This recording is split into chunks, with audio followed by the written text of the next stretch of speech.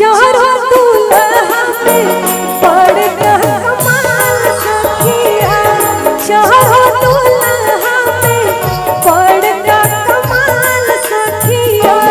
आजो मिथिला नगरिया निहाल सखिया, आजो मिथिला नगरिया निहाल सखिया। चारों दुल्हा में पड़ गया कमाल सखिया, चारों दुल्हा में पड़ गया कमाल सखिया।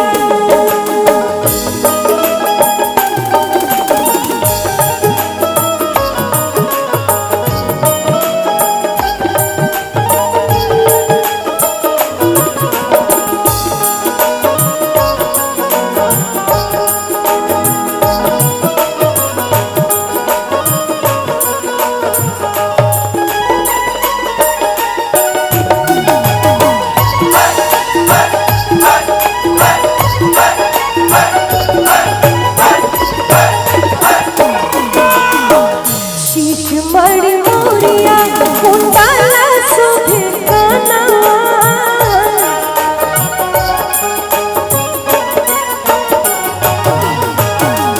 कार कहर कहजरा रे जुलुमी नयनवा।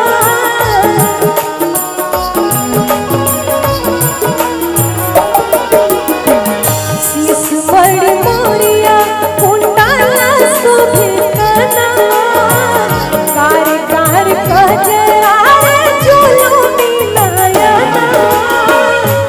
लाल चंदन सुहीन के भाल सखिया, लाल चंदन सुहीन के भाल सखिया।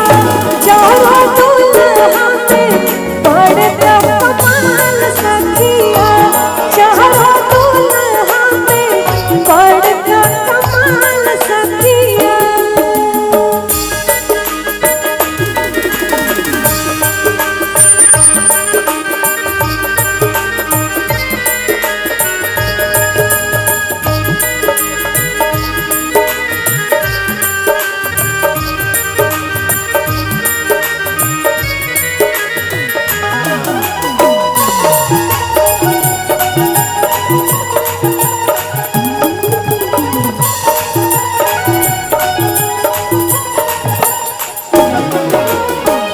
और साथ में ये भी कहते हैं कि बहुत सारे ऋषि मुनियों ने तप किया, फिर भी श्री रामचंद्र जी उनके नगर में नहीं आए। और मिथिला वासियों ने पता नहीं क्या पुण्य किए, क्या तप किए। जकरा लागी जोगी मुनि